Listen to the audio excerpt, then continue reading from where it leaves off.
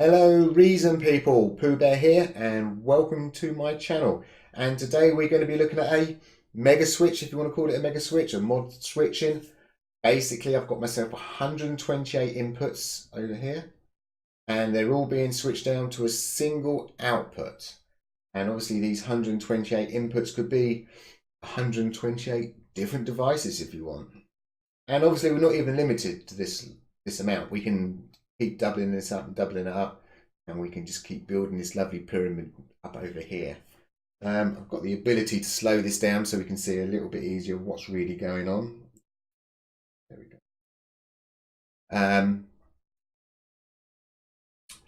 So we've got ourselves a nice little bank of 8 over here. This bank of 8 is now being fed into this bank of 8.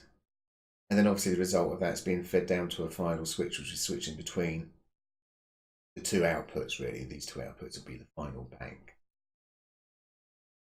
I've also got the ability that I can actually stop it, and actually step through it if I want to. Just step through.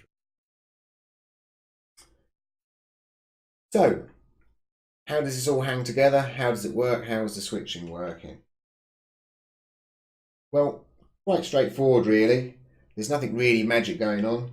As I say, this is bank 1 to 8, and that really corresponds to the 1 to 8 on that next switch. So if we actually flip round and have a quick look at the routing, as you can see, quite straightforward. 1 to 1 really is quite basic stuff. There's nothing really advanced or whizzy going on with any of this sort of stuff. Might look like a lot of wires, but it really is basic. And the main switching is actually controlled via a Thor, and I'm using the sequencer, and I'm using obviously a curve, and each of the curves I'm going to select the switch. So from the curve out, hide some of these ones again. So from this curve out, we've got it going in, and then these are just daisy chained all together, all the way down. This is just daisy chained, way down to the bottom. So I have one Thor controlling this bank, I have another Thor controlling this bank, and I have a final Thor, which is obviously just controlling the simple switch, the two switches, and it's actually quite a special one, and I'm going to talk about this one in a lot more detail because there's a lot of functionality you can actually use that simple switching for. So basically, we're going along our sequence, and the way we move along to our next bank is all we're using here is the end of sequence out. So once it's ended its sequence, this fires off a trigger, which obviously in here, all that's doing is just tapping that run button there. So every time it comes to the end, it's going to be the equivalent of tapping the run button. And obviously when this one comes to the end as well, it's going through, it's going to fire off. And that's equivalent of tapping its run button here, switch between banks. So that's the basic setup. As I say, there's not really too much to it. But as I say, the last one, let's capture this down so we get this on the screen. It's something I like a lot, and this is something I use a lot as well. And as I say, I think of this really as a nice little toggle switch because let me just stop the other stuff running. And I think of this really as a nice little toggle switch because you can use this functionality from a Kong, from anything else, just to fire off just a single gate. Whereas you have A/B switches and that, it usually expects a value, could be 0, it could be 1, could be 0, it could be 127. It's expecting 2 different values to switch between stuff. The great thing about this, it can be the same value. It's just a trigger to switch between the two. So theoretically, we can come in here and we can add a Kong device. Round the back, gate out, put that trigger in. So now every time I hit this, I'm going to switch between 2 different things.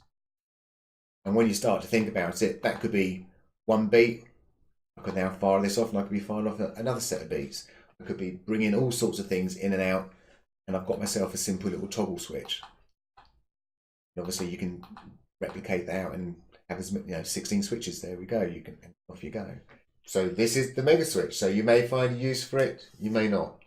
So why did I create it? Well, I'm using this as part and parcel of my randomizer. I'm trying to come up with a way that I can bring the DSP usage right down on the randomizer. And this is me going back to basics and sort of starting again and seeing what I can come up with. So what I've got going on behind all of these CV select switches is the good old CV8X4. And, you know, they're just basically wired up into the CV select, circling through them. And this is where things only get very confusing very, very quickly. So let me just try and bring things up and see if we can get this zoomed in again. So we're going through the select switch, and then we're coming out to this one here. And I've got to go, that's it, let's bring this up, this EMI here. And I'm referring to these as my random control. So basically what I'm sending out of this EMI is what I want to use to select the control channel number itself, not the value. So with control channels, this is control channel 1, and then behind it, either using this knob or with a CV in, I'm sending the data out. But the data equivalent, which I'm coming back in with, is I've done a remote override of this, because there's no way you can control this via CC. So once the control channel number is set, you can't change it. You can change the data.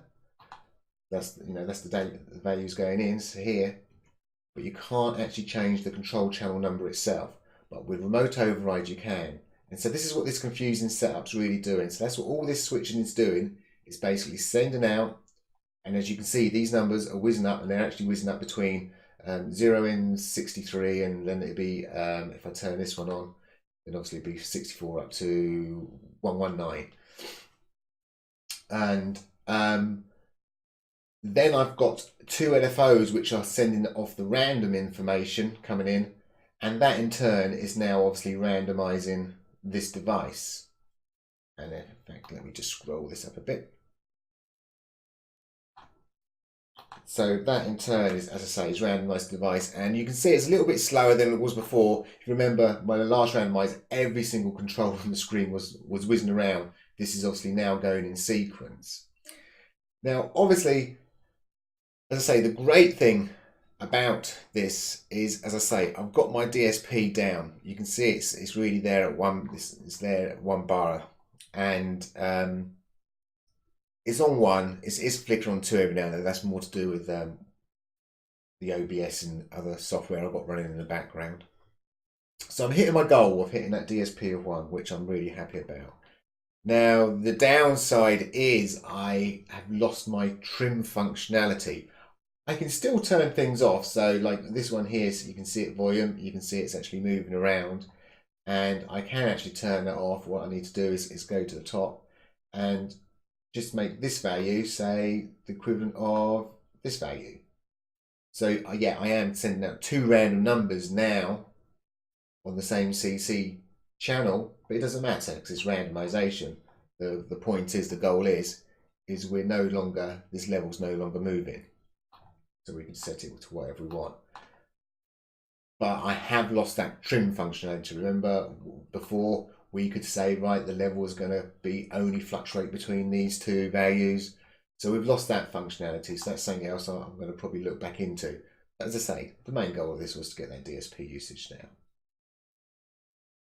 Okay, and that is what I'm using my Mega Switch for. And if anyone else can come up with some ideas of how we can sort of get things sped up again a bit more with the randomizer, as I say, that trim functionality is something I'd love to have come back in again. But as I say, I'm still working away. And maybe the next thing I might need to go and do is sign up and have a look at the IDT kit, you know, and off we go with that. Okay, anyway, thank you for watching. Happy CVing. Bye for now.